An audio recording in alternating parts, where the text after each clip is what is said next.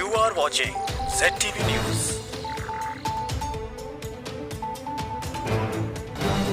हाँ फिर आज सलामत रख लेना, कल भी सलामत रखा था फिर आज सलामत रख लेना। इनके सर की टोपी इनका ताज सलामत रख लेना, इनके सर की टोपी इनका ताज सलामत रख लेना।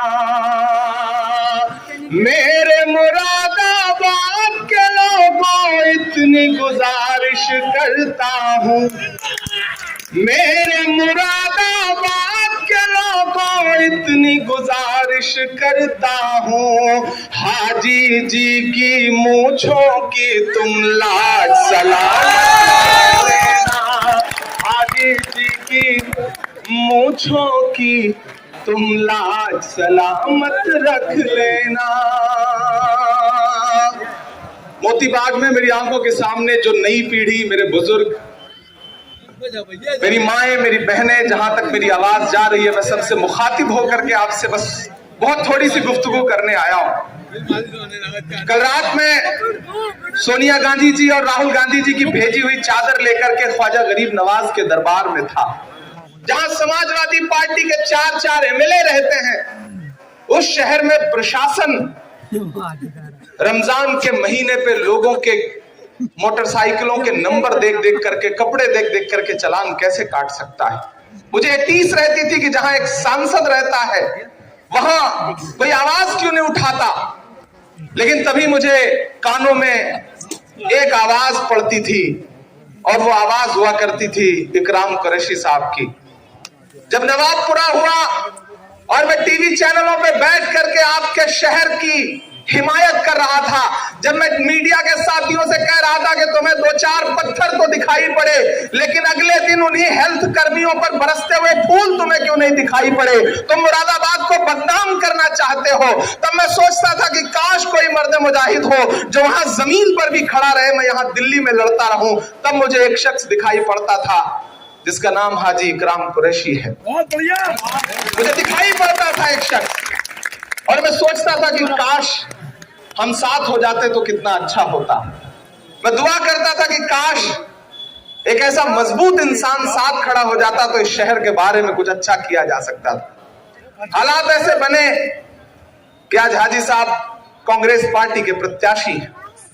बीच में बहुत उथल पुथल रही, लेकिन मुझे खुशी है कि हाजी जी पूरी ताकत से, पूरी शिद्दत से, पूरी जिंदा दिली से, मुजाहिदाना तरीके से इस इलेक्शन को लड़ रहे हैं। मैं मुसलसल कैंपेन में हूं। 5 स्टेट में इलेक्शन है, उत्तराखंड में, मणिपुर में, पंजाब में, गोवा में, उत्तर प्रदेश में, और आपकी दुआओं ने पिछले 2 साल में इतनी दुआएं, इतनी ताकत दे दी है कि आज हिंदुस्तान में जहां भी कहीं इलेक्शन है, जिस भी स्टेट का, वहां आपका बेटा, आपका भाई स्टार प्रचारक होता है और उसके प्रोग्राम की डिमांड लगी रहती है। और उस दिन जब मुझे पता चला कि हाजी इकराम कुरैशी साहब कांग्रेस पार्टी ज्वाइन कर रहे हैं, और मुझे तब फाइनली पता चला, मैं बाहर था प्रोग्राम में, जब मुझे पता चला कि हुड्डा जी से मिल करके इन्होंने कांग्रेस पार्टी ज्वाइन कर ली है, वही इस वक्त था जब मैं वापस दिल्ली लौटा था, तो मुझे फोन आया कि मुलाकात करेंगे हाजी साहब। मैंने कहा घर ले आइए। हाजी साहब, आपको याद होगा कि मैंने आपको खुशी में एक खजूर खिलाई थी कि बस ये खजूर और आपका कांग्रेस पार्टी में इस्तकबाल है। इतना ही उनसे उस दिन मुलाकात में जो कुछ हुआ वो इतना था, लेकिन एक खुशी थी। मुझे लगा कि नहीं, आज मेरे हाथ मजबूत हुए, एक ऐसा मुजाहिद आदमी आया है जो जमीन पे लड़ता है, प्रशासन की आंख से आंख मिला करके बात करता है, और जिन्हें ये लग रहा है कि वो अपने पैसे से हाजी इकराम कुरैशी को हरा देंगे। आपने मुझे मोहब्बत बहुत दी, वोट कम दिया, मुझे कोई शिकायत नहीं है। उस वक्त आपने जो फैसला लिया वो सरमाथे पर 28 साल में खून से सींचा था, लेकिन आज जब ये देख रहे हैं कि अब समाजवादी पार्टी आरएसएस के एजेंडे पर चल रही, आरएसएस के, पूरी आरएसएस ने जकड़ ली समाजवादी पार्टी। अखिलेश यादव जी और प्रोफेसर राम गोपाल जी ने आरएसएस के हाथ समाजवादी पार्टी भेज दी। भाई अहमद साहब, समाजवादी पार्टी अब आरएसएस के एजेंडे पर चल रही है।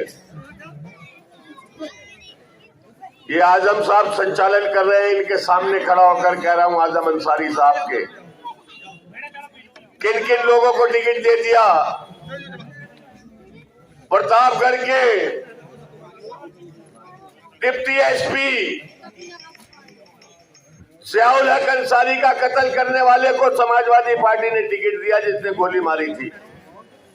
प्रतापगढ़ से लड़ रहे हैं वो। गुलशन यादव, आज तक जितने भी मुसलमानों के साथ जुल्म किए वो यादवों ने किए, और आज भी आधा यादव भारतीय जनता पार्टी को वोट देता। आधे उत्तर प्रदेश का यादव भारतीय जनता पार्टी को वोट देता, और जब सरकार समाजवादी पार्टी की होती है तो सीना तान के मुसलमानों की एक कौनी इधर से पड़ेगी और एक इधर से पड़ेगी, और मुसलमान सोचता है कि भाई ये यादव है, इनकी सरकार है। लेकिन यादवों के से ज्यादा जहरीला कोई नहीं होता। पहलू खान को किसने मारा था? पहलू खान का कत्ल करने वाले कौन थे? हम आज तक छुपाए रहे। पहलू खान के कातिल भी यादव थे, यादव। दोस्तों, मैं आपके सामने फकीराना अंदाज में रहने वाला हूं। आपकी खिदमत में कहीं कमी नहीं छोड़ी। आपकी आवाज हमेशा बुलंद रखी। पुलिस के जुल्म नहीं होने दिए। लॉकडाउन में नंगी शमशीर की तरह से मुरादाबाद में घूमता रहा। बताइए मैं घूमता था या नहीं? 14 आदमी नागफनी से कौन लाया? 14 आदमी नागफनी से मैं लाया। बेगुनाह लोगों को जेल नहीं जाने देता हूं, चाहे मेरी जिंदगी का आखिर हो जाए। जब नागफनी में एक डॉक्टर के पत्थर लग गया तो पूरा नवाबपुरा खाली हो गया था। शाम को झगड़ा हुआ। सुबह को नवाबपुरे में कौन टहल रहा था, कौन घूम रहा था? मैं घूम रहा था, और नवाबपुरे के साथियों से कह रहा था कि नवाबपुरा खाली मत करो, इसे आबाद रखो। मैं तुम्हारा चौकीदार हूं, तुम्हारे साथ जुल्म नहीं होने दूंगा।